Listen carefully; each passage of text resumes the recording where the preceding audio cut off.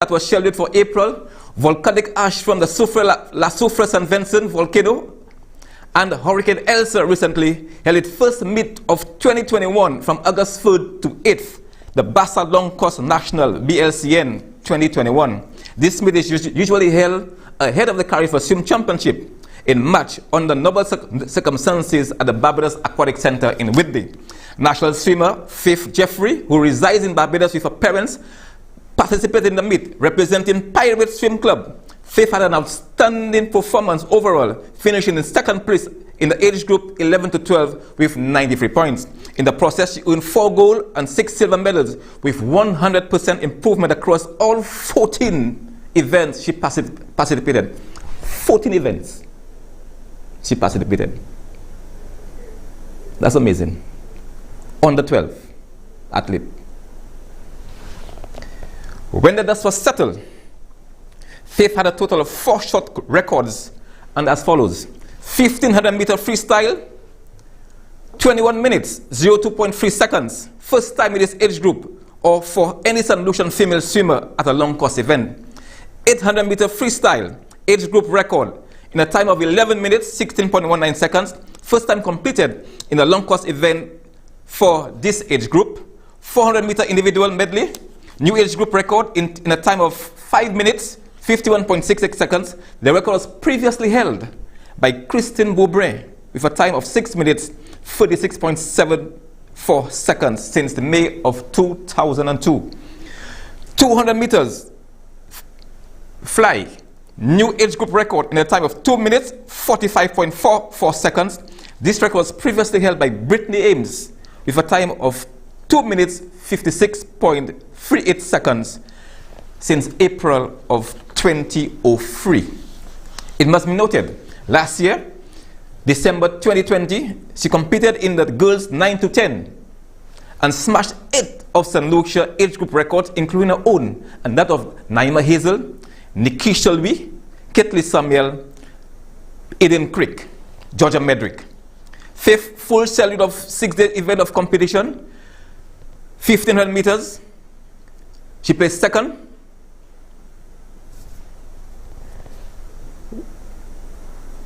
100 meters, she came in first.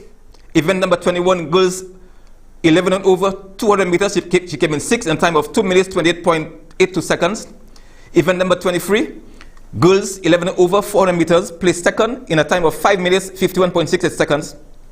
Event number 29, girls 11 to 12,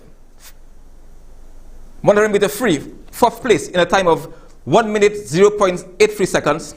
Event number 41, 11 to 12, 50 meter back, 4th in a time of 37 seconds, 37.90 seconds.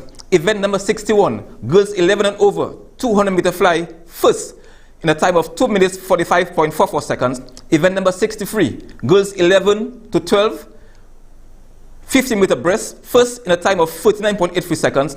Event number 77, girls 11 and over, 200 meter breast, 1st place in a time of 3 minutes, 09.23 seconds. Event number 93, girls 200 meters IM, 2nd place in a time of 2 minutes, 47.26 seconds. Event number 95, girls 11 to 12, 50 meter fly, 2nd place in a time of 43.36 seconds. Event number 105, girls 11 and over, 800 meter free, 2nd place in a time of 11 minutes, 16.91 seconds. Event number 111, girls 11 to 12, 100 meter breast, 2nd place in a time of 1 minute, 26.79 seconds. Event number 125, girls 11 to 12, 50 meter free, 7th in a time of 31.35. And she's looking forward to Bassa, hopefully the Aquatic Center meet in October, and the Short Course National event in December. I have some pics of Faith, so you know who I'm speaking about, and I can tell you this is one to watch. Keep a close eye. You can see her here with the cap, the swim cap, Faith Jeffrey. That's her again.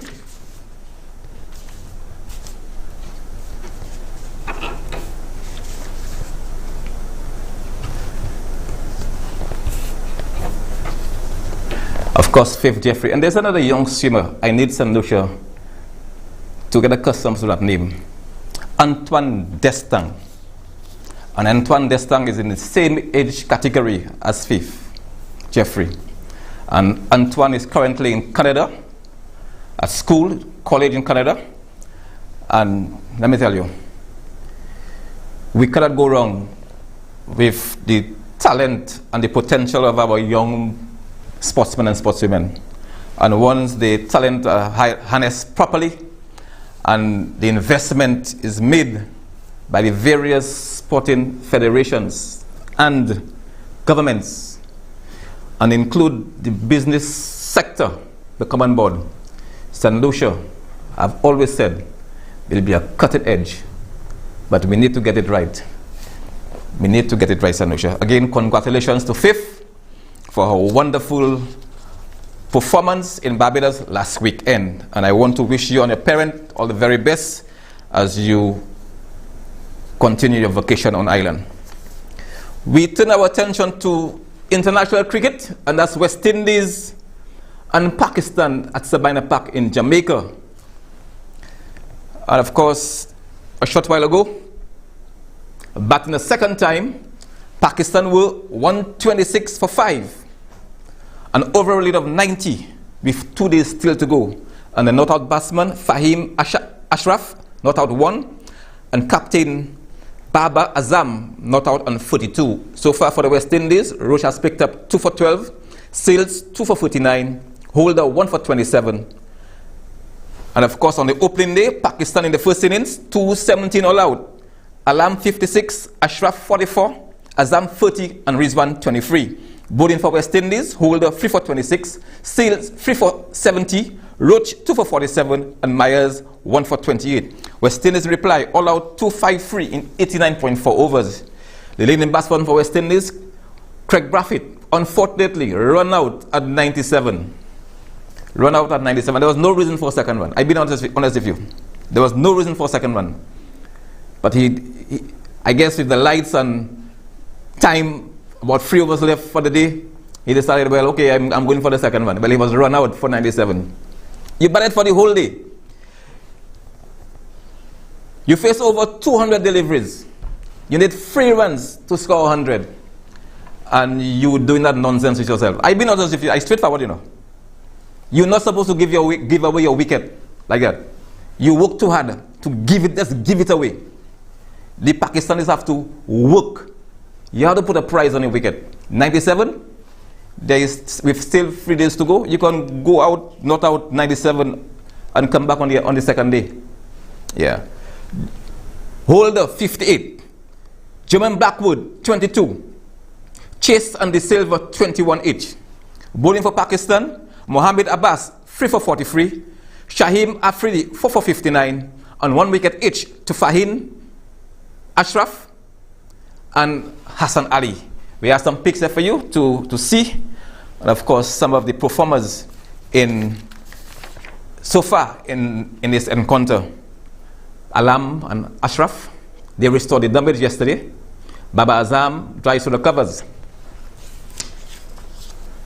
Jason Holder, 3 for 26. Jason still celebrates a wicket with his teammate, 3 for 70. Jason Holder here celebrated his half century. Craig Brathwaite during his knock of 97 yesterday.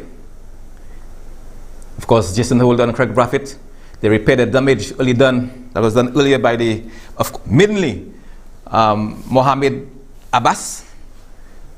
And talked about him here, Mohammed Abbas.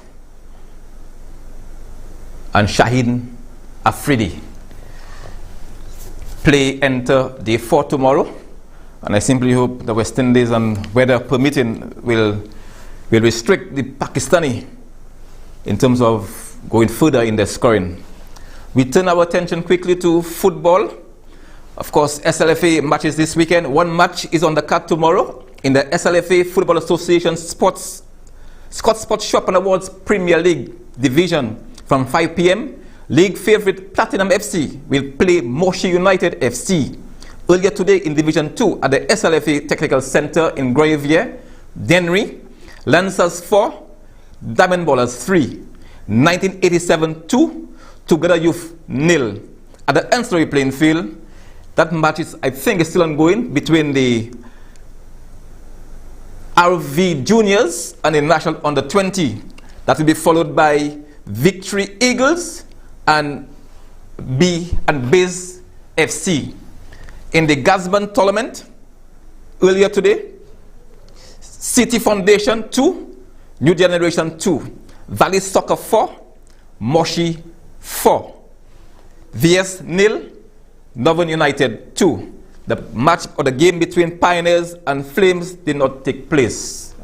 I guess because of the heavy rain that we experienced earlier this afternoon. Matches continue tomorrow. A1 versus B2 and B1 versus A2, and that will be the semi-final. And last week, I spoke about a young boy, male footballer. And maybe most sports people may not have known or have seen him before. So I decided to put 4 picks together. And to date, he's playing for the under 20 national team. He has won the Junior Footballer of the Year of the SLFA for 2 consecutive years. To date, he has topped the chart when it comes to scoring. 16 goals. And here is 3 hat-tricks. I'm talking no other than Keegan Cole. I have some pics of Keegan, and that's him here. So get familiar with that face and that name, Keegan Cole. And I wish him all the very best as he continue to make life difficult for we call them custodians, we call them goalkeepers. He making life difficult for them. 16 goals, I think in 5 matches, or either 4 or 5 matches. And come on, that is special. This boy is just special. And it is not the first time he's just a prolific goal scorer. And I heard a senior or experienced goalkeeper last week. They were beaten 4-1. Lancers were beaten 4-1. And the goalkeeper for that team, for the Lancers FC team, said he has never seen a young man with such talent. And I'm referring to Villan Edward. And Villan has kept goal for veterans, and against Nash, when St. Louis was preparing to play Haiti 2 years ago, he kept for Lancers against the national team. And I tell you, in his entire history, footballing history as a goalkeeper, he has never been kept so busy between the uprights, because the ball was just moving from one side in the box, and he was like, wow. And he said, and what he said, they were lucky they only got 4, and Keegan scored 3. So we have to give kudos to that young boy, and kudos to all those young men and young women who continue to ply their trade or their craft in terms of bringing smiles and joy to our face, and of course our heart. And of course we wish them well, and as they continue, the best of health in their journey. We will take our first break, but when I return, guess what? I have a special guest. But you know what? Before I take the break, I'll let you know who is my special guest. And it's no other than Richard Peterkin, former St. Lucia Olympic Committee President. I'll be right back. UTV. I know you got it.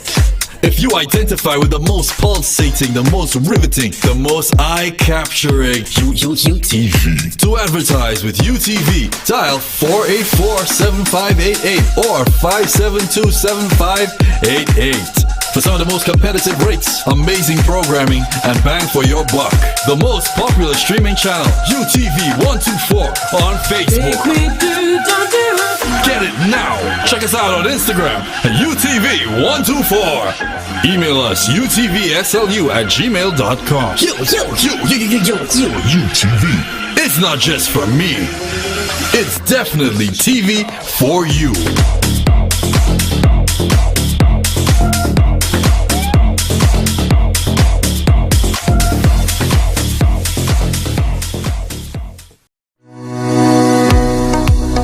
Protocols for international visitors while in St. Lucia. The following protocols are established to guide the stay of all guests while on island in order to mitigate any possible spread of infection.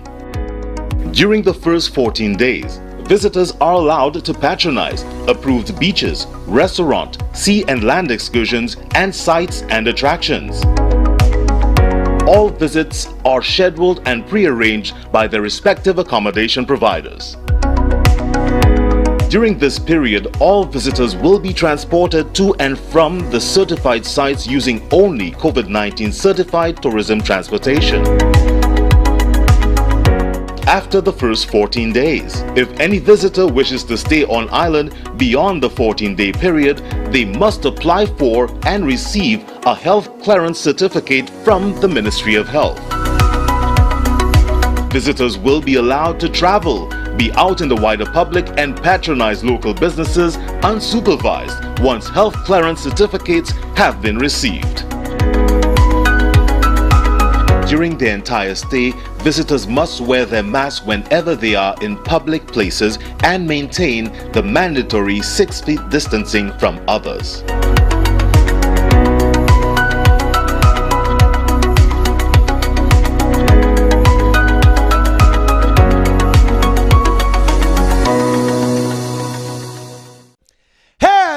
Yoshiri Bareb, channel 124. What is that? UTV, that stands for under.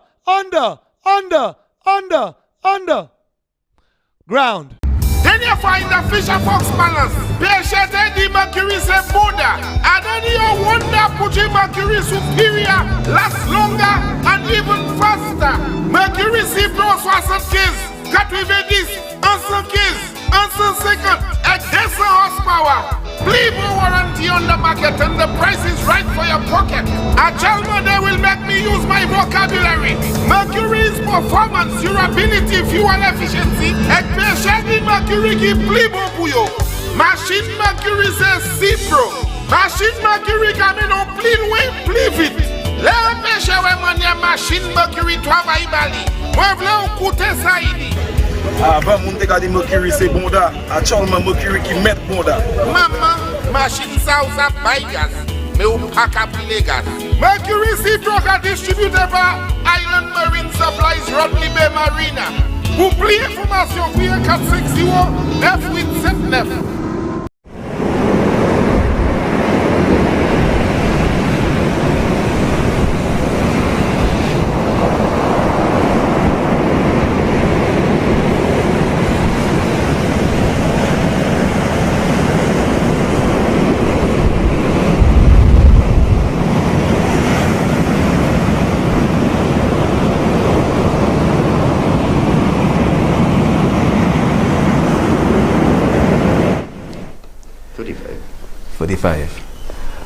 Welcome back.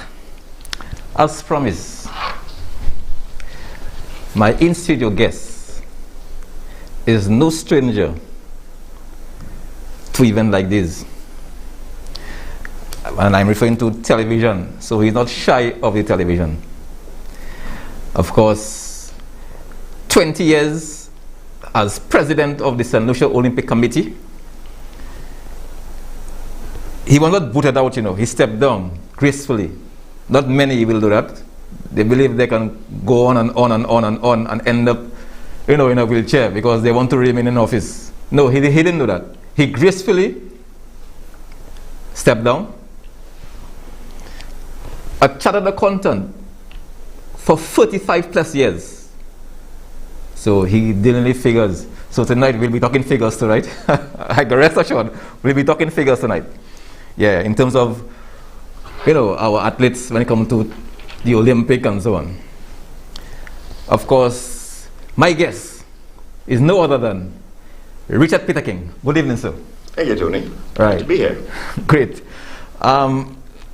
Someone told me, when I told him I was having Richard on my show, on the program this evening, he said, "Oi, how you get Richard, boy?"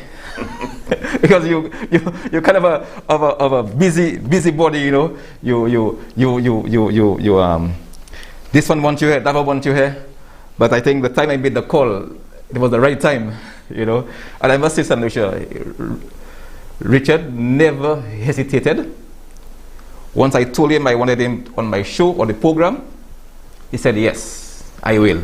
And I want to thank you for accepting the invitation. Yeah, you're welcome, Tony. Right. Always glad to be here. Right. Now, even before I start off with our conversation, I just want Richard to quickly tell the public or my sporting people, who is Richard Peterkin? Quickly, that's a little quick bio. Okay. Well, I'm a Caribbean man. I was born in Grenada. I grew up in Trinidad, in Jamaica, in St. Vincent. And my father, who was a judge and a chief justice here, he came here in the 70s. So the family joined him, and that's my introduction to St. Lucia. So when I went off to university and doing my accountancy in Canada, when I was finished, I'd liked St. Lucia so much I came back here. And I've been here ever since. No regrets, because it's such a wonderful place. But the thing that I always liked was the people. That's what attracted me. I met a number of young St. Lucians when I was in St. Vincent. A lot of young guys, Gillen Judah and his brother and so on, they all came over. And, ever since then, I thought, you know what, that's a place I want to go where I'd have a lot of friends. So I came here and I worked and have worked in, accountancy all those years. And I've always loved sports. From a youngster, I used to have asthma and I could not go out and play sports. And I used to watch people playing sports through my window and used to feel, boy, the day I get better, I'm just going to play sports until I fall down. And, when I moved to Trinidad, I was in Jamaica then, and I got over the asthma, and I got into sports like you wouldn't believe. I played cricket for my school, all the way up, from third form on. And right through the A-levels and so on, I played cricket. I almost made it to Trinidad schoolboys. I went to the trials. I remember going to Queen's Park and scoring a 4. But I was a bowler. I was a spin bowler. Lance Gibbs was my hero. And so that was my introduction to sports. I used to like cycling. I used to like football. And, I just played and played and played. So when I came here in the 70s, and of course now too old to really get involved, I'm not a golfer, play a little tennis. I thought, well, maybe I can at least help out. And Julian Hunt, his office is downstairs where my office was, and he asked me if we would help in the days of Kerry Packer. Remember Kerry Packer? Yes. And they needed help organizing the gates and whatnot, and I volunteered. So I helped Julian and the Windward Islands cricket in that aspect of cricket for years. And so when I think it was 1992, my brother called me and he said, he was then involved in swimming. He was involved in the Olympic Committee with Laurie O'Geese was the president. Yes. And he said that they were looking for a new president because Laurie had said he'd prefer to step down and be the Secretary General. And they wanted somebody that essentially was in business. So I said, okay, I didn't know anything about it, but put my name up. I wasn't even there when they had the meeting and the election, and they elected me. And a year later, we got recognized, which was a bit of luck. It wasn't all my doing. And and I told him I'm only here for 3 years, and after the games in Atlanta, I'm going to step down. And when I went to Atlanta and I saw what it was like to be at the Olympics, and the young people and how enthusiastic and so on they were, and the team we had taken up. And when I came back and they said, well, would you like to stay on? I said, yeah, I don't mind. And I stayed on ever since. It wasn't all fun and games. I mean, it's tough for our youngsters trying to qualify and so on, and knowing that people get very excited when you take a team and the team doesn't do well, and they tend to kind of, look at you and say, well, what's going on? And there were a couple of times, some people wanted to get rid of me, but, I fended off those challenges. And, so when the time came and I realized they needed, some younger people and people with enthusiasm and so on, I I voluntarily, and the first year of my last term, I told them, guys, I'm going to step down in 3 years' time. Okay. So let the games continue, knowing that there will be a lot of competition. And it was so amusing watching the move in between, and I was so happy to, and I stayed on because by then I was now in the Olympic Committee, the International Olympic Committee, which is, the highest I could get other than being the president. And really enjoying it. So that kind of, in a sense, is my background. In the meantime, I got, very involved in business and the private sector, and tax is my specialty. Okay. So it's been a good knock. Right. And I'm still not out. But you also honorary member of the IOC, right? No, because the way it works with the IOC now, you have age limits, you have term limits, and this is what all organizations should have. And the age limit in the IOC is 70, and so you don't get to be an honorary member unless you have been there for 10 years, and I was there for 9. Oh, okay. So I missed that by 1 year, but they've been cutting back on the numbers. So they right now they're under 100 members because they've been going through a lot of reform, and which is good. It's an organization I have a lot of pride in. People complain and they criticize the IOC for a lot of different things.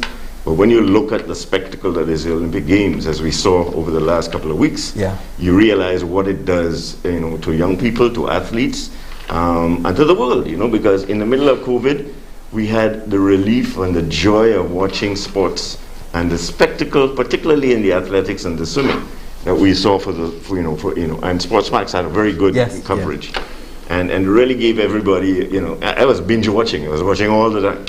And so the Olympic Committee and Olympics is good. They've got 3 great hosts coming up. They got Paris in 24, they got LA in 28, and they got Brisbane in 32. All definite, all sorted out. The money's in the bank, so the Olympics is safe. And it does a lot for our young athletes to know that they have been there and they are now an Olympian. And they meet people, and what it does to them, and they come back and they contribute in different ways. Like Jamie to this day is still coaching. Yes, he's in Tampa, but and it's because of the love for the sport and the love for helping young people. So it's a great experience. And I must say, when as you mentioned Jamie, he's referring to his nephew, Jamie Peterkin, Olympian 2000, right? 2000, Sydney. Yeah. So it's in the blood. Richard, St. Lucia was represented by 5 athletes at the Tokyo 2020. And of course, Levon in track and field, and as you're aware, she cleared 1.82 and 1.86, field at 1.9990, citing hamstring issues. We have swimmer Michaeli Shalmine, 50-meter free, second in her heat in a time of 26.99. And on the way, she went on to set a national record. And Jean-Luc Zeffre, 100-meter free, finishing 7th in his heat. We also have 2 sailors, laser radial, Luc Chevier, 41st, and Stephanie Devaux-Lovell went up one spot up to 28th compared to what she did last year in Rio, 29th. I'm not sure whether I missed out anything this time around when it comes to the Olympic in terms of the harshness and the criticism, negative vibes, from the St. Lucia public. I'm not sure whether I missed that.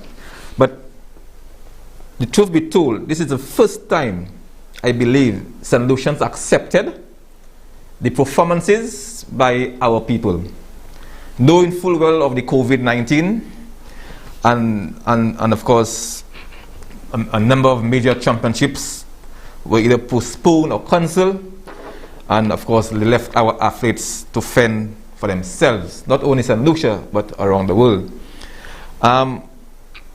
Your thoughts, Richard, on St. Lucia performance this year? Well, as you said, it was nice in a way to see the extent to which people pretty much accepted, right? They did not build up expectations, and they were happy to encourage them and shout out and encourage them, and then when Michaeli came back, she had such a good reception. Now, she's the only one that has come back so far. Laverne is still away. On all the others either training or live in a different country at this point. So we haven't had a chance to say anything to any of them. Michaeli, as you say, got a national record. She came second in the heat, and most important, because I always used to tell the young athletes that the Olympic Committee would take up to the Games, is that, you know, the least we expect, and we hope of you, is that you do your best, right? Either equal your personal best or do better. Whether you get a gold medal or a silver or a bronze, we know it's not easy, and so, you know, that would be icing on the cake, if so to speak. But at least do your best, enjoy it, and be very competitive, and meet people, and you know, learn and grow. And so over the years, you know, certainly in the early years, we were just getting in there. We didn't even have to qualify in those days in '96. We could take a team. We could take a relay team in those days. And bit by bit, the Olympic movement decided, look, you know, we need to cut back on the numbers. And so now you couldn't take a relay team. Everything had to be qualified. Everything. Except for those circumstances where, because they wanted every country to be there, they would say, all right, we'll allow you to bring one man and one woman in track and field and in swimming. And so that allowed all countries now to at least ensure they could, you know, get 3 or 4 people there. But in most cases, the attempt was always to qualify. That was always our aim, qualify. And it's only if we couldn't get any qualifiers that we would look at that second level. And it's not easy qualifying, because every single Olympics, the qualifying times and heights and lengths and jumps gets harder and harder and harder. And you know, there are 1 or 2 events that you might be in a slightly easier position to qualify, like say the marathon. Yeah. But you know, because there are lots of runners. But when you're talking about events like 100 in free in swimming or whatever, it's extremely difficult to see those times. And you know, so we continue to largely send a combination of qualifiers and what I call invitational or wild card. That's not the term they use, because even those that are invited to come, the one man, the one woman that haven't qualified, they at least have to satisfy the international federation that they are genuine swimmers. Yes. And that is because they had a few instances in the early days when the swimmers that were sent by countries, 1 or 2 African countries, could just barely swim. Yeah, I remember that, I think. Remember there was one guy they called Eric the Eel, and he just barely made it in 1 lap. So they said, no, that's not good for the sport. And so they said, you must have attended, you know, so therefore your international championships the year before, and we get a chance to see who you are. And now they even start to have FINA points and everything. So ways and means of making sure you're getting serious people. And that's essentially where we have gone. We have only, over the years, had a couple of qualifiers. Of course, Laverne has qualified consistently. This last time she didn't, but because she was world rated, she was able to make the cut. Danny Bobran qualified in a B time, I think, for Beijing. And I'm not sure in the past whether we may have had one or 2. I think Zephyrus Francis, he qualified. Zephyrus Joseph, sorry. Yeah. And so we haven't, you know, we've had qualifiers, but really and truly, Laverne was the only one who we could really say had a genuine chance of getting a medal. And she proved that in Rio when she got into the final. Yeah.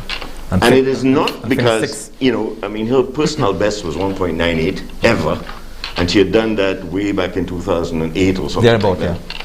But, you know, and the people that were winning at the Olympics were all people jumping over 2. I used to tell her once, I took her up to her board, and I said, this is 2 meters, and this is where you have to be able to jump if you're ever going to win a medal at the Olympic Games. And she tried, but it's not easy.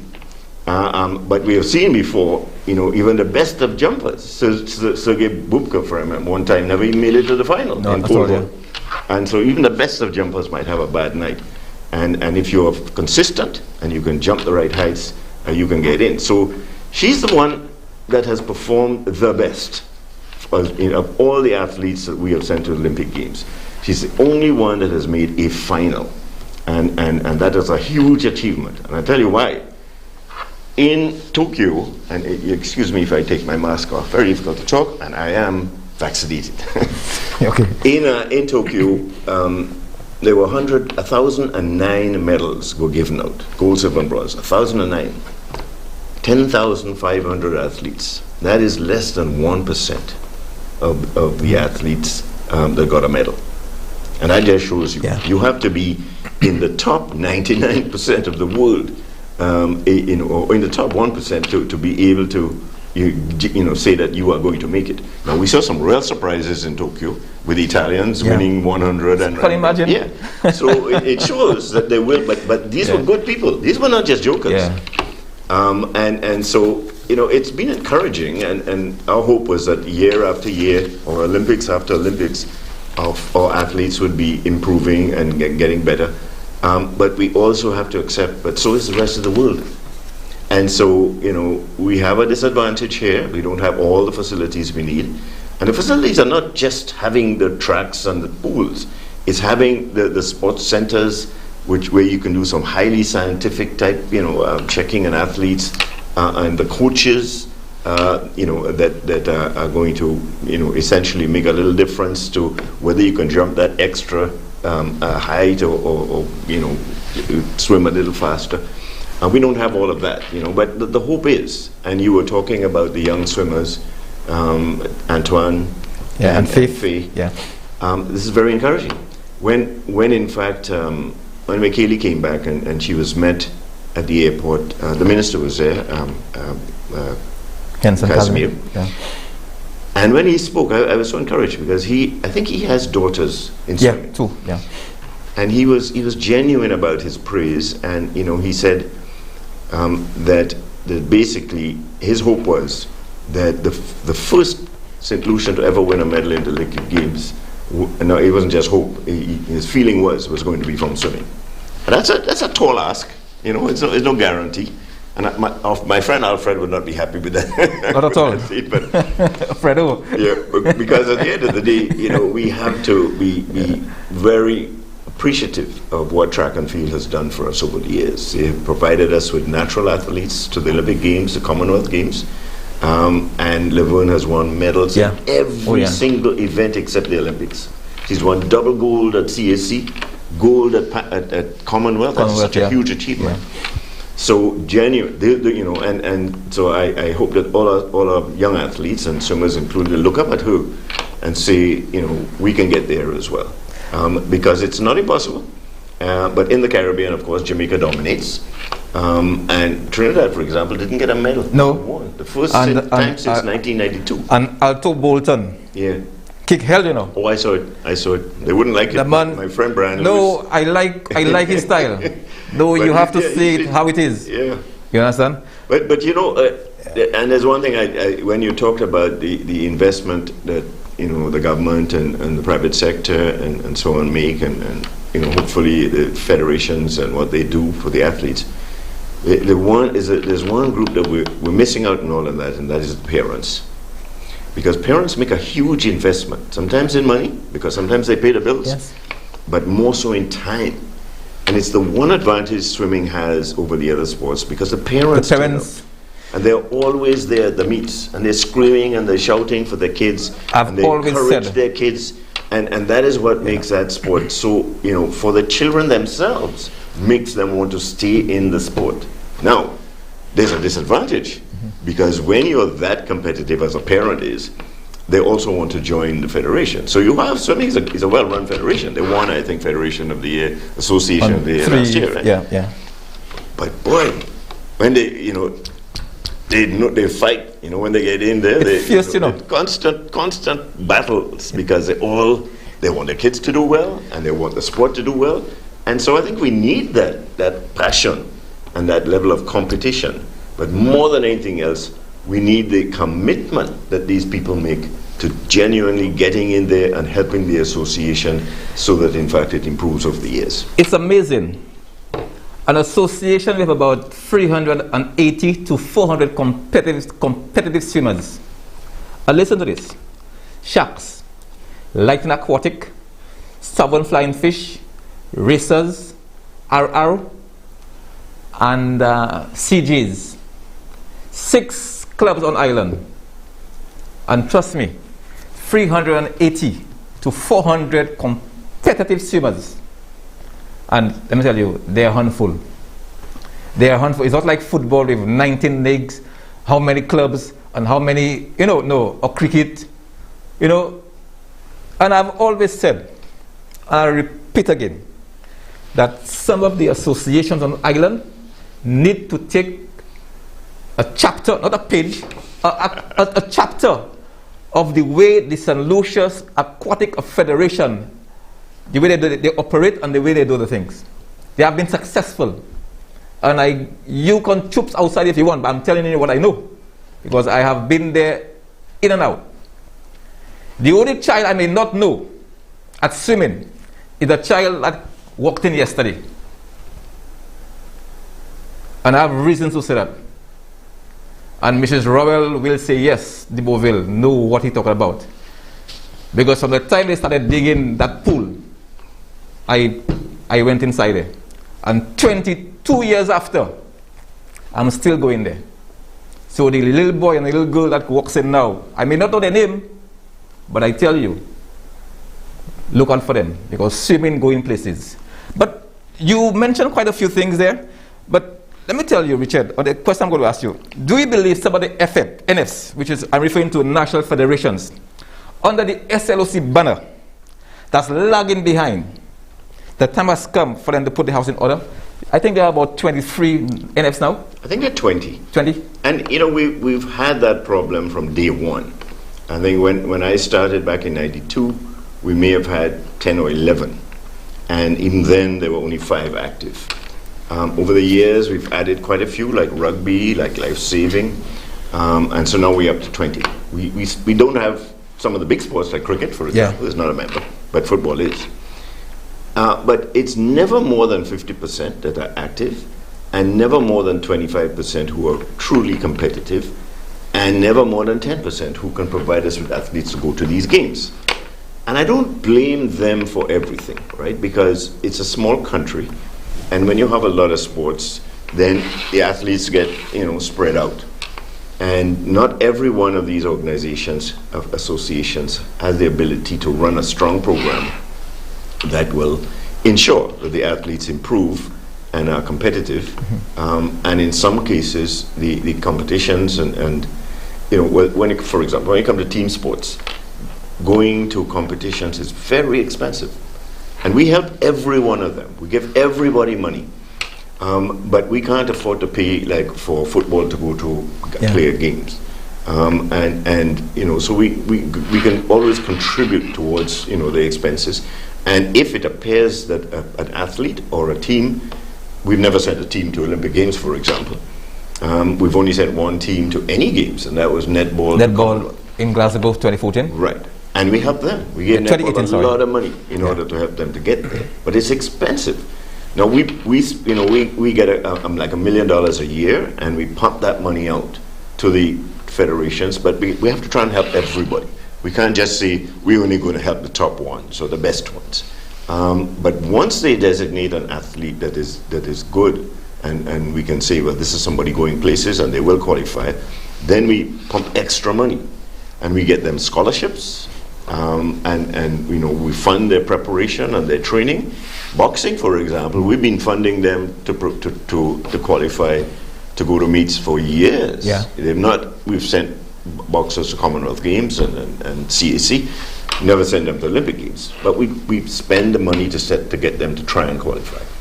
And so it's not a lack of money. I mean, of course, if we had a lot more money, say like Barbados that has a lottery, we might be able to give every one of them a little more money. And even the ones that we have helped would happily tell us and the world that it's not enough, they need more. But the $1 million is coming from?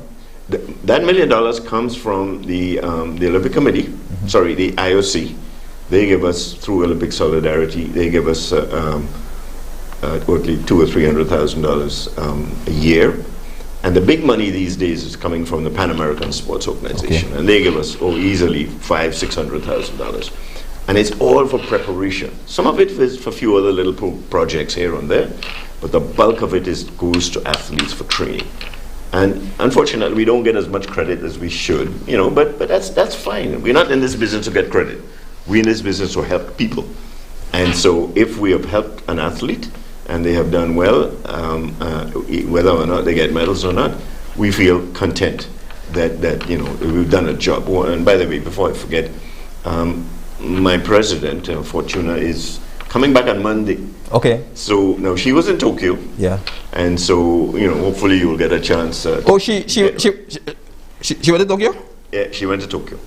She went to Tokyo. She obviously stayed for the elections. So, okay. And as soon as the elections were over, as you know, because we had asked her before, and she said, well, you know, she because both the president and the Secretary General, Alfred, go to the games. That's for every NOC.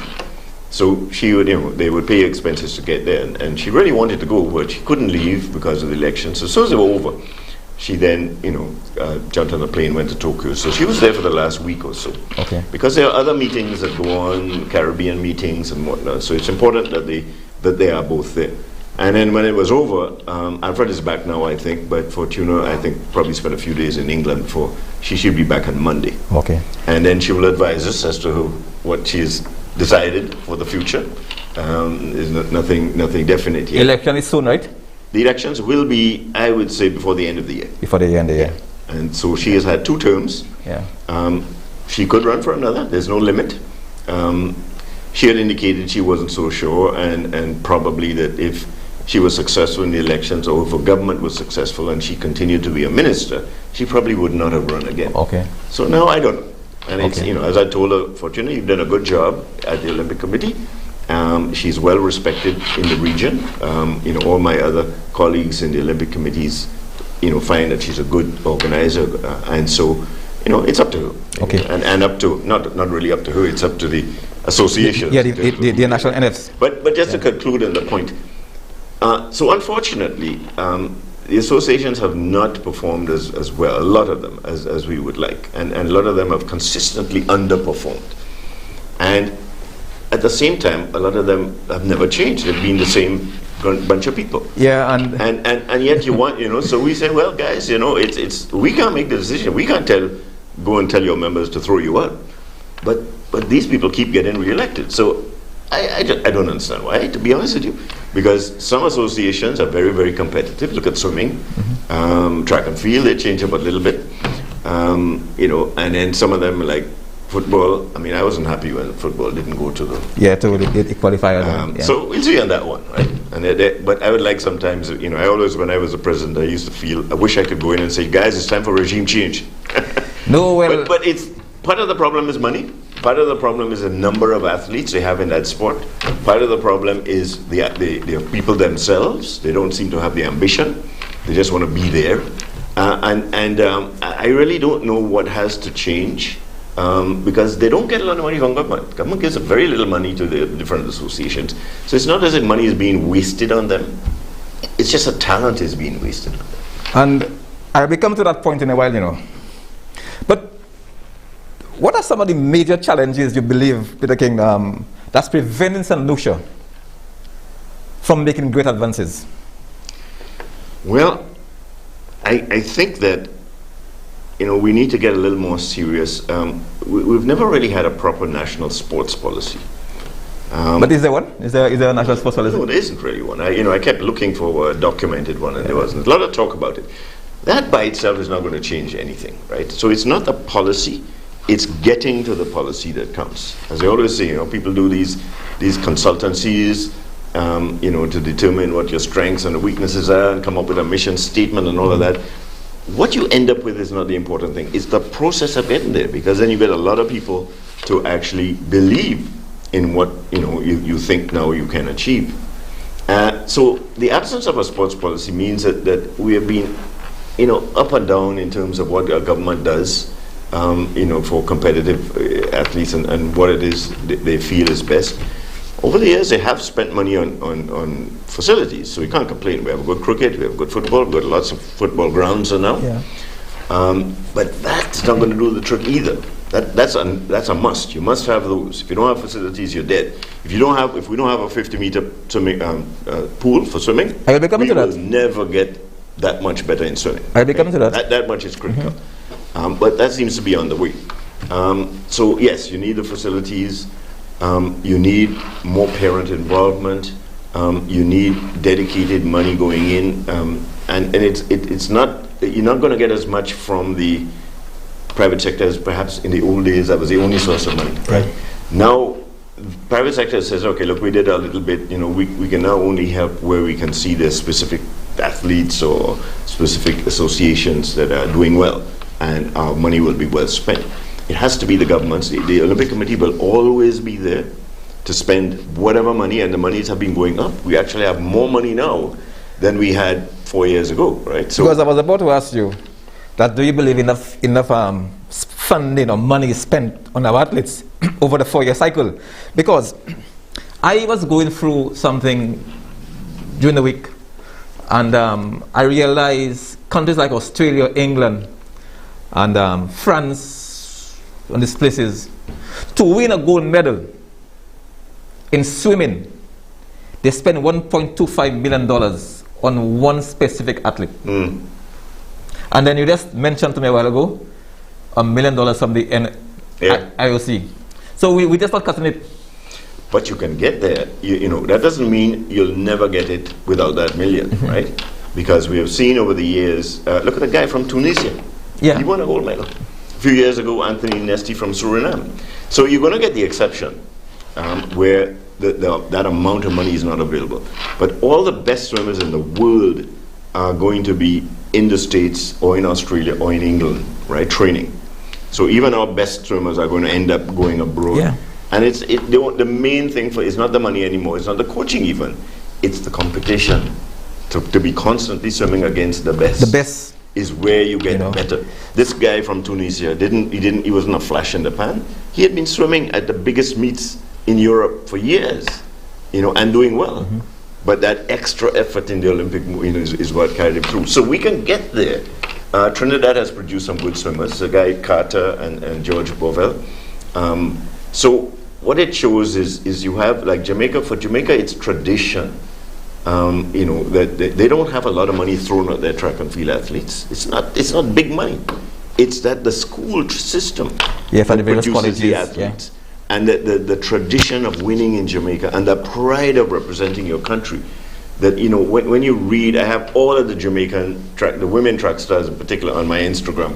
And I read their posts. The one I like the best is Megan Tapper. Oh, okay. She's such a character. Oh, yeah. Such a After she won that bronze in the hurdles. They know how to promote themselves. Yeah. And you can see that pride and that desire to, so that you have Price, and she's 34 and she's still winning, So we can get there. It doesn't have to be $1 million an athlete, but it does take a huge commitment. They have to stay in it for at least 10 years or more. I would say more, because they're starting to peak at age 28, whereas before it used to be age 20, 21. It's not impossible. But I think as long as we are as small as we are and limited in our resources, we will never be a powerhouse like Jamaica. For that to happen, we would have to have a school system that really and truly promoted school sports in a way that you could start to see these athletes from early, and then you can say, okay, we now know who the best ones are, and let's put money behind those people. Okay. Now, interestingly, earlier you mentioned about the facilities, and I just want to share with my viewers.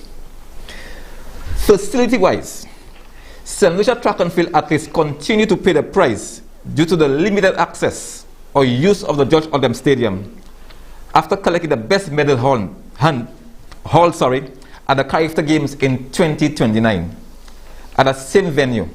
Since then, our brightest spark has been junior female sprinter Julian Alfred, winning gold at the Junior Commonwealth Games 2017 in the Bahamas, and silver at the Junior Olympic Games in Argentina 2018. The sport of swimming has held its own, but the question of the promised National Aquatic Center 50-meter pool to host the 2023 or 2024 Carifta Games is still weighing in the balance. Of course, I'm looking forward as a St. Lucian to Paris 2024 in 36 months' time, and Los Angeles, USA in 84 months' time. I strongly believe, St. Lucia, the time has come, and going forward, that the National Sports Federation, under the SLOC banner, need to categorize. And listen to me, I'm coming to you on that one. The coaches. 1, grassroots. 2, youth development. And 3, elite. And there must be continuous professional development.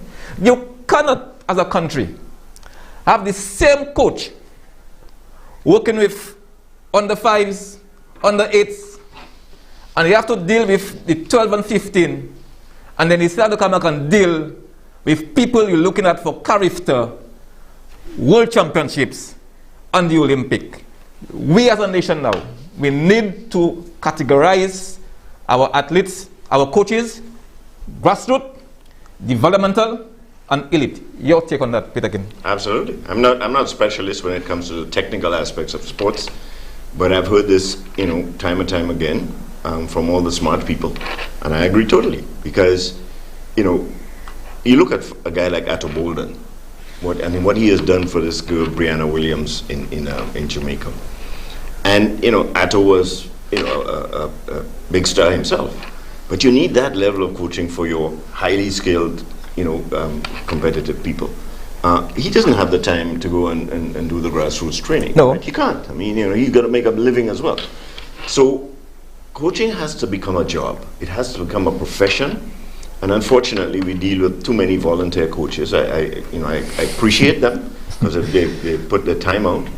But most of them would accept. Yeah, I mean, if they were able to get a little stipend, a little more support and so on, they could do more with it.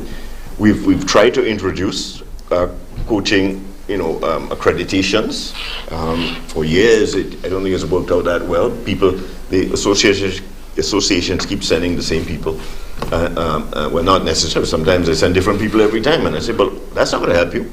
Not at all. But so unless we get it broken down, as you say, categorized by the different ages, unless it becomes a full-time position for the coaches, unless they can benefit from it, unless it becomes a job for some of them, we will always suffer.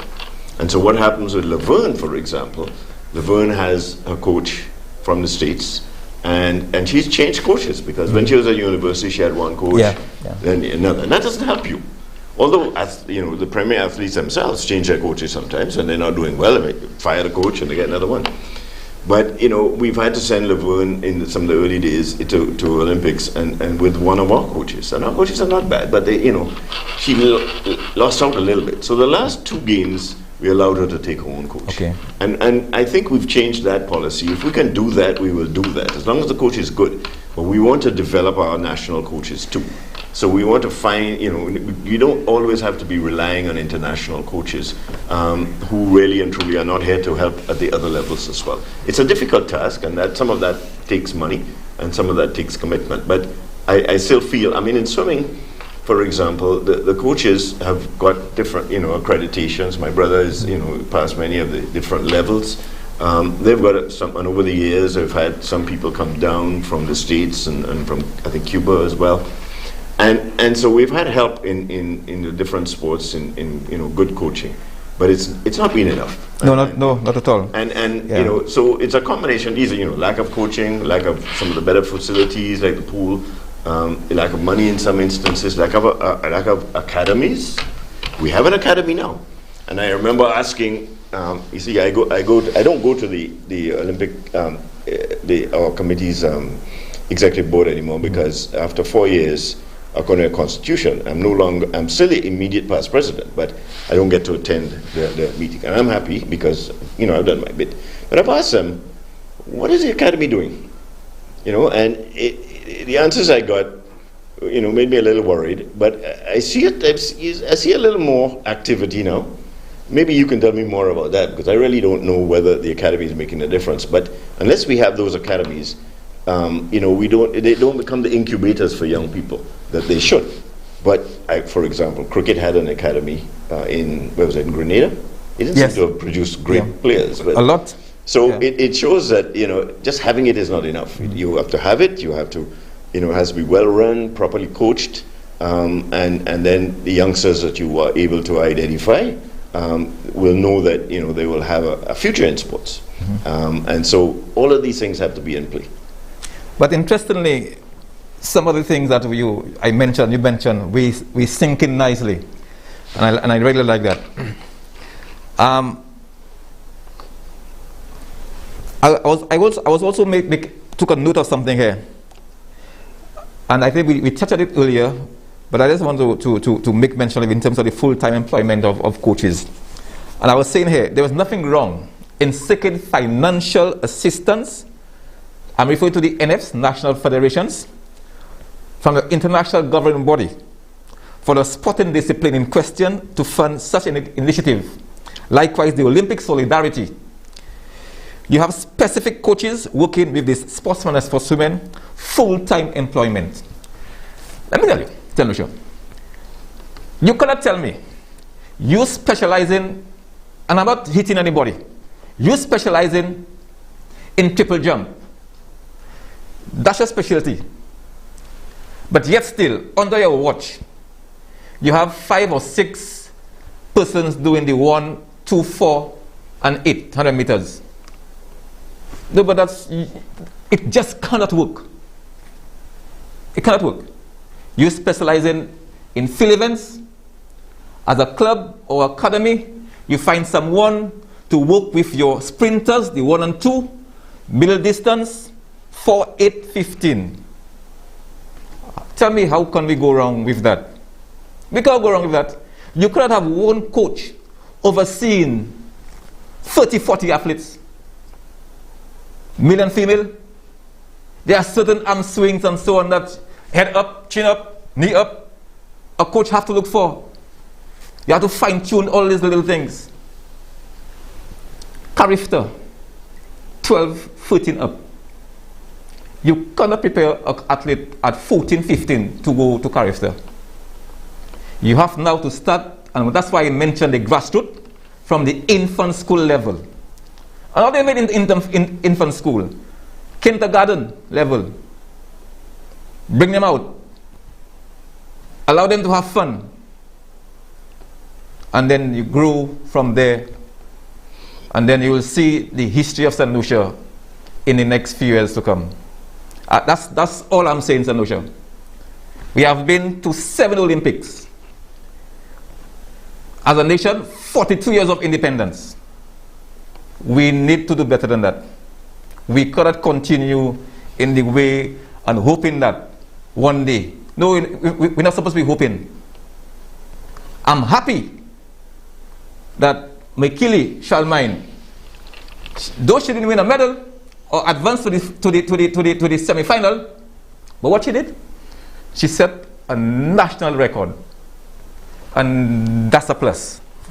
Not only for Mekili, for St. Lucia swimming, because immediately I WhatsApp the president of the Caribbean South America aspect of it in Yuana.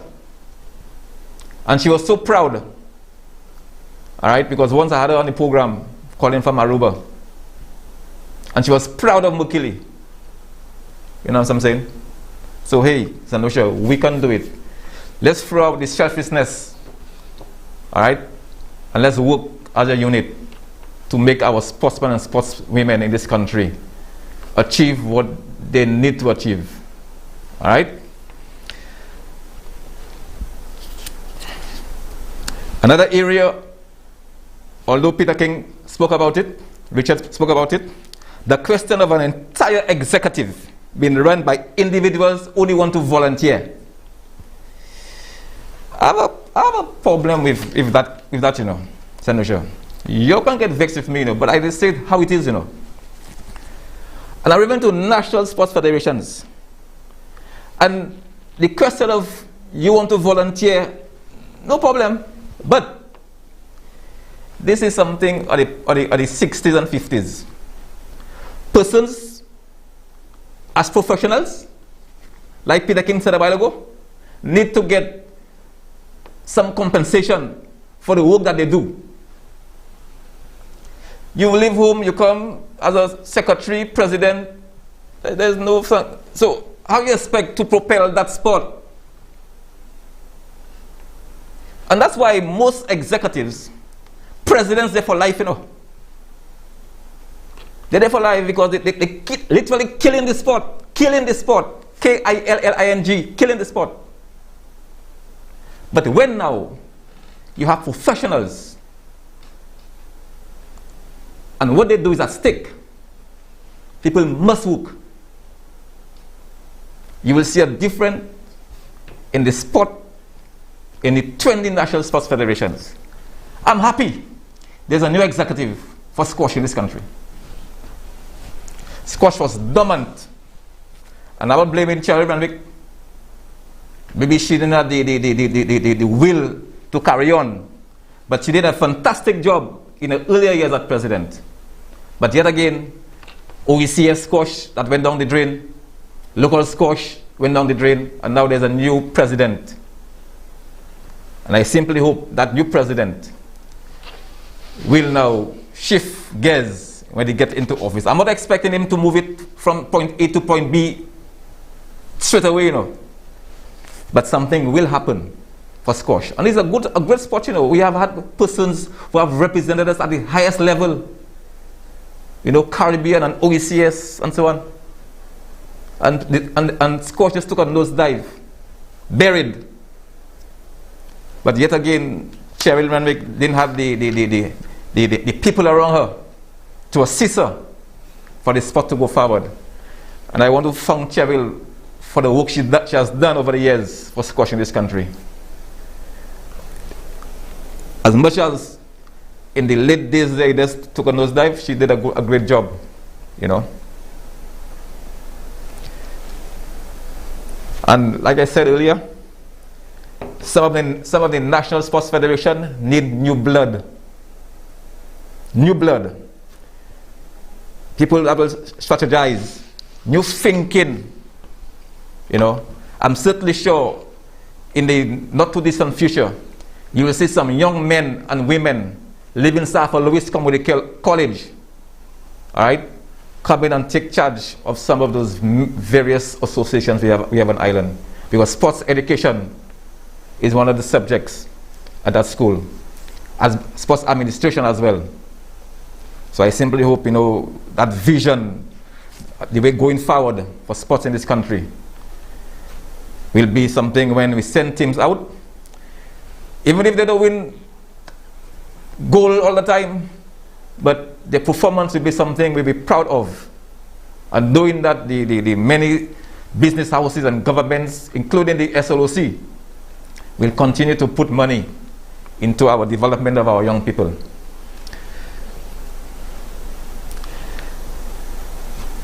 What I've noticed, Peter King, I'm aware of few national NFs every 2 to 4 years. All right, there's a minimal change to the calendar of activities, especially when it comes to the international level. I'm not here to, like I said earlier, I'm not here to beat anybody up, you know. But the reality is, there are times you need to do something different outside the box. Olympic comes 4 times a year. World Championship and so on, 2 years. Carifta is every year. You understand? Listen to this, St. Lucia. Cricket has involved T20, T10, 160s. Netball. You have fast 5 netball. Teams has only 5 players on the court. There are different scoring zones, rolling subs, and the quarters are shooters. Players can even double and triple their points with power plays and super shots. Innovative, you know. So you now, yes, right now we're in a little spot of border there because of the COVID. But I pray, you know, as time goes by, you know, we will get back to where we were at one time. But these are the events now you need to look at to bring back the crowd. I'm not saying 5,000, but at least 600 to come and support the events that you, as a National Sports Federation, hosting, along with your many affiliates, St. Lucia. We have taken a nosedive, and I'm saying to all NF presidents on island, the time has come. It's a wake-up call. 2024, 2028. Mark those dates in your calendar. Yeah. 36 months and 84 months. And if you tell me you cannot prepare an athlete inside 84 months, something is seriously wrong with your national federation. Yeah, come on. We need to. You know, we judge athletes by their performance, and we judge teams by their performance. And if you're professional, even more harshly. If you don't win, the manager gets fired. Right away. The team gets relegated. You know? Right? And so it's always the athletes and the coaches and the officials that are judged by that. But when you look at the associations, or I guess in professional sports, it's the owners, they don't get judged by performance as much. No. Because they can still be there, no matter how bad you do. And that is why the Olympic Committee, International Olympic Committee, realized that we need to be transparent and accountable. And so they introduced term limits. Mm-hmm. So the president of the Olympic Committee cannot be there, International Olympic Committee, for longer than 12 years, I think. And age limits, and they're starting to make it realize that you have to refresh. You have to bring in people. At the same time, because sports die out, things get stale. Not only organizations, but sports get stale. In order to keep up and bring in the broadcasting revenue, you have to change up the sports. You have to make it more exciting, as you said. You have to make it more open and inclusive, so younger people can play. And you got to bring in new sports. So I don't know if you looked at any of the climbing. Yeah. In Tokyo. Yeah, that was exciting. Yeah, exciting. And in some instances, these are sports we could actually do. But we have to be careful. We can't just jump at every new sport that comes along when we haven't even achieved in the old sports. Yeah. If it's something like, I remember years ago when I was in the early days of my presidency, Laurie told me he had this friend from England who wanted to introduce handball. Okay. And the guy came down, English guy, and he brought down the balls and the nets. And for about 2 weeks, 2 to 3 weeks, he went around the schools and tried to introduce handball. And he found that the kids were encouraging, they were interested. As soon as he's gone, that was the end of that. Right? But again. And it's sad in a way because it was a sport. Again, you need an indoor facility for that, right?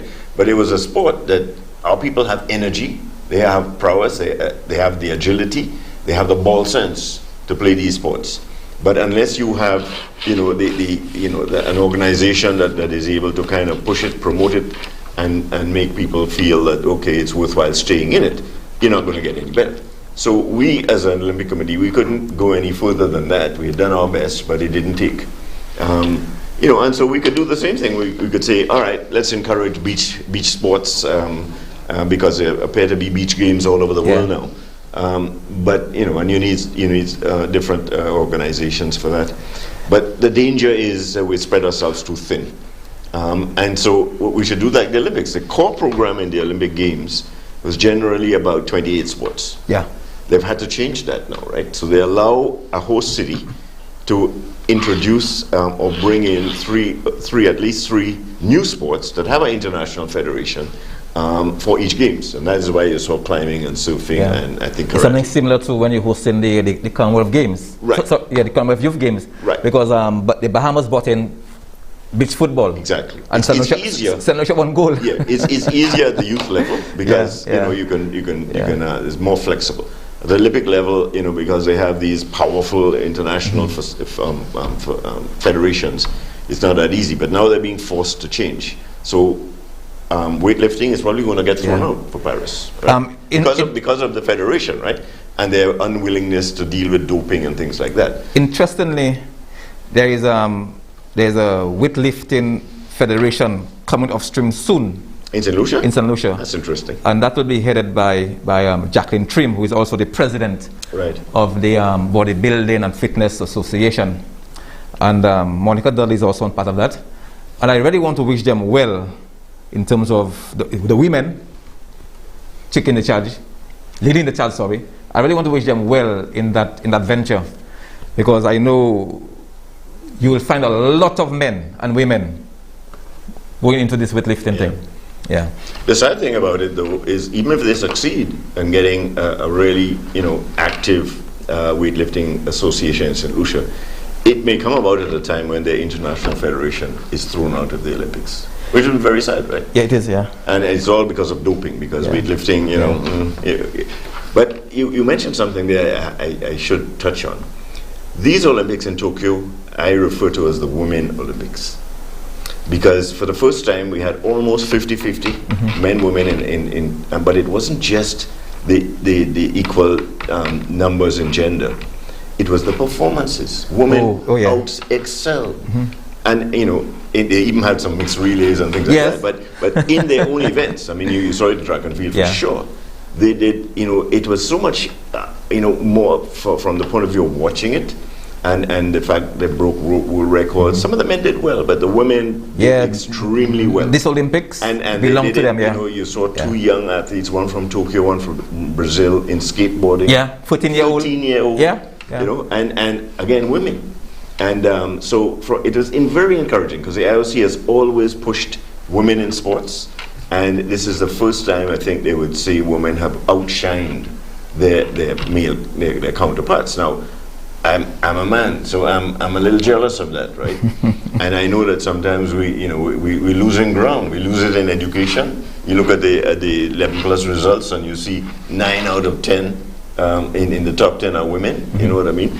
And so the men are beginning to feel a little challenged. Well, that's good, you know. You know, because they need to, because they had it their way for a long time. But in sports, you're beginning to see the women, and even in St. Lucia. How many we send more women than men in our team, and our star athlete over the years has been a woman. We've sent more women in swimming than men. And so it shows. So far in the men. And it's a combination of things. I think for one thing, you see a commitment in young women in their sport, and they're not as big about you know, if they don't win, that's fine. I'm still staying in it. I'm still going to try. They're not just in it for the glory. You know what I mean? And again, it just seems at a younger age, women have been able mentally to make those adjustments. But it's good, because it may mean, I mean, with Julian Alfred as probably our best young track athlete, and McKaylee, and Antoine's a guy, so it's good to see him in there, because you need a mix. But I'm really encouraged by the strides that women have made. And this is without us we don't have a strong women in sports organization over here. We've tried to set one up at the Olympic Committee. We have a committee now. And, you know, but if all we're going to be able to do is to have little seminars and talk about the importance, women are getting there without all of that. And that's the interesting thing, you know. And so from that point of view, it's one of the more encouraging things. And you may well see women now beginning to get equal pay. In sports, you know, because they're saying, hey, we get as much television audiences as you guys do, you know. And so it's one of the things you see changing in sports. But as a past president of the SLOC, Peterkin, although you mentioned of the assistance to the athletes and so on, what are some of the existing IOC funding that's available for the development purposes for a country like St. Lucia? Well, the ISG has a suite of programs. They have what they call continental funding. And under the continental, we will get money about 120,000 US a year, which just goes for NOC activities. So we can have a host of little things using that money. And they pay us money for admin. So we can now pay our own way as far as admin is concerned. And these are the basic kind of continental. And then they have what they call world programs. And that is a whole host of things. We've taken, for example, there's a program for development of a national association, a 6-month program. They would give us the money, they send down a coach for 6 months, that coach helps to develop. So we've done that for 3 or 4 of our federations. Sadly, it doesn't always, you know, after they leave, you don't see the same degree. There's a team sports money if you development of a team sport, so you can get a 20,000 US to do something for one of your better teams. All the big games you're allowed, you know, they'll assist you to send, like for the Olympics, they pay everything. Everything. So, I mean, we don't have to find a penny to send a team to the Olympics. How much would it have cost this St. Lucia team this year? Hard to say, because Tokyo is an expensive place to go to, and sadly a lot of the money goes into airfares and hotels, but not so hotels, because the kids stay in the village. So my guess, over the years, it's been maybe 80 to 100,000. That's US dollars? No, this will be MEC. It's not that expensive.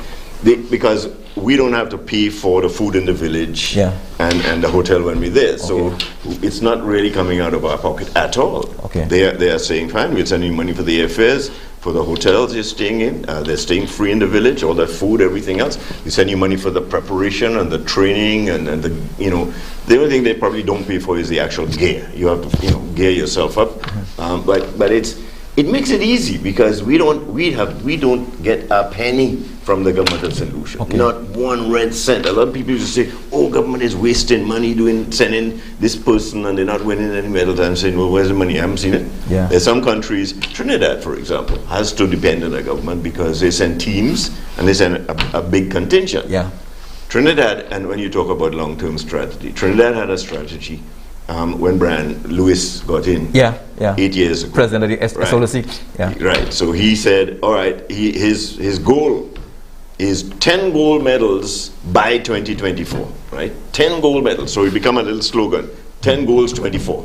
Okay. Right? And he's on Twitter, and every little thing, 10 goals, 24. And I used to tease him, I said, Brian, what happens if you don't get 10 goals by 24? Well, you have to believe. And I agree. Okay. So they have put money, and they've got a little more money. They have good sponsorships with some of the big oil people.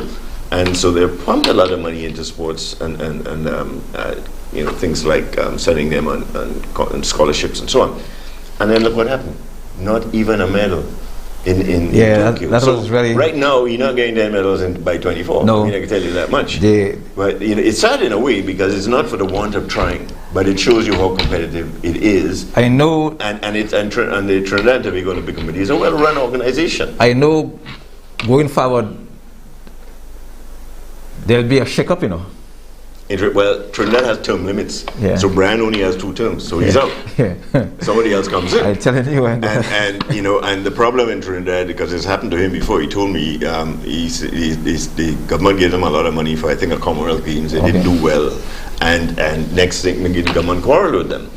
And that is the fear of when you depend on a government to fund a team going to a games. That's a real concern, because now, it reminds me of my back in the days when we went to Atlanta. In the run-up, I remember going to MNC games, and Minister Bradford, who was the Minister of Sports in those days, he was there. I was sitting down next to him and saying, well, it's nice to see the young people. And so he turned to me and he said, why are we wasting money to send these people? We're not going to win no medals. And I thought that was so deflating, in a way. But the point I had to make to them is we're not spending any money, my friend. We're getting it. They're paying us. It's just like when FIFA says we're going to pay you to go to a CONCACAF tournament, and you don't go. I mean, there's something wrong. Someone just asked me, why aren't they sending the appropriate physio and sports therapists with these teams? We have sent in the past physios. And we have also, because what we've found is there's so many good physios and therapists that are actually there. And sometimes we piggyback on another country that has more. So you are very limited. If you have no qualification, no qualifiers, you can't send more than X amount of people. Okay. Right? You can send a chef de mission, and you can send a medical person. But you can't fill it up with physio and sport therapists, and those, by the way, are really and truly necessary. So we do the next best, is that we look to, are there any available in the village? Most likely they are. Yeah. But secondly, we then talk to Grenada and we talk to Jamaica and Barbados, and we find that, they have a physio, and he's not going to be that busy because there are only so many people. So you'd be surprised at how much collaboration there is in between the Caribbean. But interestingly, you mentioned that Brian Charles, while in Tokyo, he was a bit under the weather. And of course, he had assistance from, I think, Grenada and Trinidad, or one of the other countries in terms of assisting our two swimmers. It was, what's the name again? I forgot. I just forgot the name, It's the Beast. Yeah. But she stepped in. David called her, and she stepped in. Don't worry, I'll look after me. And that was very nice of her as a Caribbean person. Some people in the past have said, well, why don't we have a West Indies team? And you can't. No, because the Olympics doesn't allow it. Yeah. But what we've done the next best thing. We've developed a CANOC, which is a regional organization, and it still hasn't done quite what I would like it to do. Okay. But it does, what we have also collaborated when we're there. So, for example, when we went to Rio, Albert, right, was suffering a little bit in his training. Yeah. So we sent him to Grenada. Yeah. For in training in throws. And it was excellent training, and he got to with what's his name, and Anderson, I think is his name. It shows you if you can develop little centers of excellence in different islands, right? So Grenada is definitely a center of excellence for track and field, for throws and jumps and things like that. Jamaica clearly, not everybody wants to share like they should, but still that is the way to do it. You can't try and get it all in one country if it is small. And so we collaborate, and in the hope that in fact, but there's another area which is a sports psychiatrist, which not a lot of teams, only the very big teams are going to have that, but that's so important because one of the things that came out in Tokyo was mental health of athletes, and you saw it in Biles and Osaka, and they brought it to the fore, and it made you realize what these athletes go through. And how is need for them to have support, because mentally it's a struggle, and they can actually have a very bad, even though they're doing very well, a very bad event or games because something has affected them, and you need to have that properly qualified person that can deal with that. But that's an expensive resource, and not every little tiny team is going to be able to afford that. But I want to throw out a wild card, St. Lucia. Today is the 14th of August 2021, and the wild card is for Paris 2024 and Los Angeles 2028. Apart from the traditional track and field, swimming, sailing that normally represent St. Lucia, I would love to see 3 sporting disciplines up the game on going to represent St. Lucia at the Olympics. Tonight, I'm making the appeal to shooting, rugby 7, karate, and table tennis. Today is the 14th of August 2021, like I said. The ball is in your court. 46 months to go for Paris, 84 months to go for Paris, France. What more can I say? Shooting, rugby, karate, table tennis. So the heads of those NFs, you lead the charge. Peter King, your final comment? Well, you singled 4 of them, and I don't know enough these days about how each of them is doing. I was encouraged when rugby got involved, because rugby had got into the IOC, and obviously it was a game that was becoming very popular. And yes, you can go rugby 7s, which means it's a smaller team. I think that it's certainly, it's not, let's call it a traditional sport in St. Lucia, but it is one that that we can, if we really put our mind to it and the organization does the work, we can do well. It will be the first time, if they ever got in, that we would ever have sent a team to the Olympic Games. And even though it's a small team, but it's not easy, because I remember seeing the rugby 7s in Commonwealth Games in Manchester in 2002, and they basically had, from each continent, they had 2 teams just about, and so Trinidad made it, right? Because Trinidad has a good rugby side, and so when Trinidad came up against the likes of Fiji and Australia, they got beaten like 72-zip. It's embarrassing, you know what I mean? and that's the problem, because it can be so deflating sometimes that you want to give up the sport. So it's a challenge, but go for it. Shooting has a long way to go, because shooting has become involved. But shooting, a lot of the shooting we have over here tends to be shooting target practice and things like that. Guys that go out and shoot.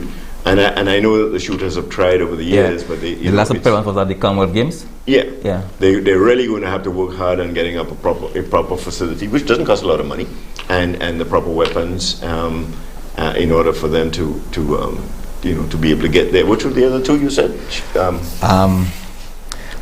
Karate karate and table tennis. Right. Now, karate is one that it took a while for it to get back into the Olympic Games. But we've had karate in St. Lucia for a long time, going all the way back to my good friend Wicks, Errol Wicks? No, he used to be in politics as well. He was not too. Osbert. Osbert, yeah.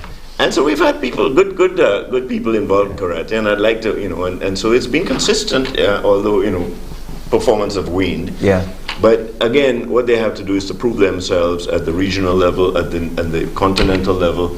They have to prove that first. They have to prove they can make a CAC Games and win. They have to prove they can make Pan Am Games and win. Well, Karim safely went up to France for the qualifiers and just missed out. So that one's a possibility. But and you might find, and again, it's a single athlete, so you can find one athlete being able to get up there. And table tennis is one where you need a phenom, somebody who does very well from young.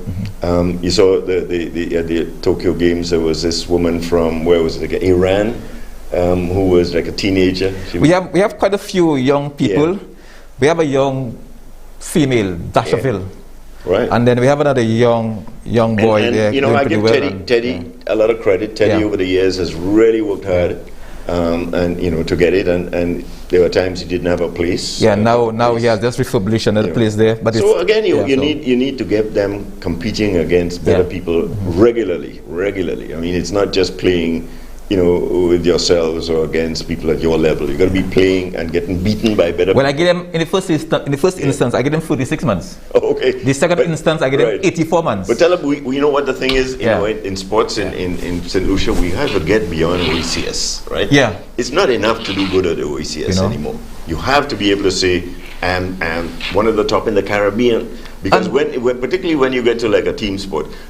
Volleyball, for us to ever be able to have a volleyball team, beach volleyball, we can do it in beach volleyball. Yeah. But for ordinary volleyball, for us to be able to get there, we have to be able to beat the US, Canada, and Brazil. We're not doing that now. And the amount of tournaments that we have, there's not cut it, because the players now, they don't get that playing time. Yeah, exactly. Yeah, so but the big thing in all of these things is just you have to be competing against people who are better than you and who are globally competitive. And interestingly, you mentioned the OECS. When the OECS, or the Organization of Eastern Caribbean States Sports Desk, was in full steam ahead, you had St. Vincent, Grenada, Dominica, Anguilla, Antigua, St. Kitts Nevis coming down, or we go across. And I've always said that you need to invite Barbados, Guadeloupe, Martinique to come and give us that competition. No, we just kept it. But what swimming has done, swimming now send the swimmers to Martinique to compete. Martinique now come over to compete. So you find that level of competition is at an all-time high. Anyway, Peterkin, your final comments? Because I realize my producers gave me a little leeway tonight. Okay. So no, I just want to say thank you for the extra time. I mean, when we have a distinguished individual like Richard Peterkin in the house, squeeze anything you can get out of him, right? First of all, just thanks for inviting me. I think still sports is one of my passions, and I'll continue to do what I can to help young sports people in the country. I think that we can do better, and I think we've shown some little spots of brilliance over the years. But we have to accept it's not enough, that there's a hell of a lot more work that needs to be done. We know that the Olympic Committee will always be there to help our young athletes. Government now has to work with the Olympic Committee, and I think that Mr. Casimir has shown an early, it's nice to have a minister who will come out and join you like that. It hasn't always happened, and I'm not blaming the last one, but I'm going back over the years. But I believe that we have. But I beg parents more than anything else to get involved with your children when it comes to sports. Go to their games, go to their sports, encourage them to play. They will do better at school if you encourage them to play sports, and support them, because that is the way they will really feel that they are. That level of support is what makes them want to stay committed and to do better for themselves, for their parents, for the country. And I think we'll get there. And then Tony will keep giving people hell, including the associations who are not doing their job. Call them out. Call them out one by one, you know. Bring them in here, put them on the hot seat. And St. Lucia is nothing of malice. It's because of the passion and love I have for sports. And all I'm asking for is for us to do a lot better. All national sports federation for us to do a lot better than what we're doing now. All the presidents you see, we are friends, you know. But when I call on you to up the tempo, that means I'm hurting inside. All right? We have no quarrels, but trust me, if you slip and slide, I bring in you, like Peter King say, in the hot seat. So let's now talk to the people on the outside. Before we close, we have some, and this is the final set of picks to bring the curtains down on the Olympic, some special moments.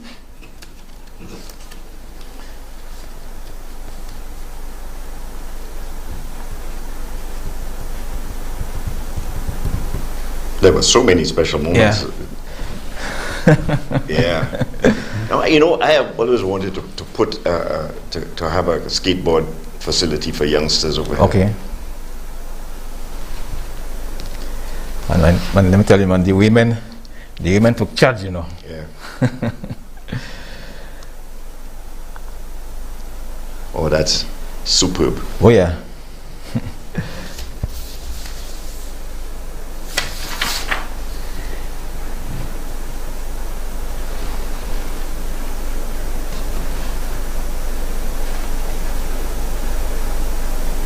Elaine.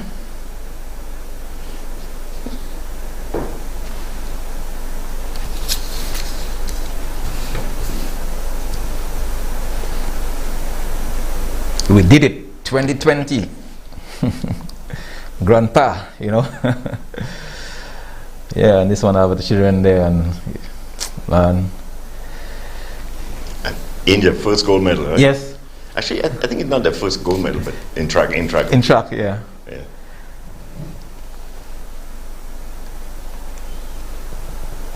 And here you have the mayor of Paris, Anne Hidalgo, as she holds the flag in Paris, on arrival in Paris. Now, as I'm about to close, I have 30 seconds to just for my little 1 cent. First of all, I want to extend my sincerest condolences to Dr. Vonetta Torres.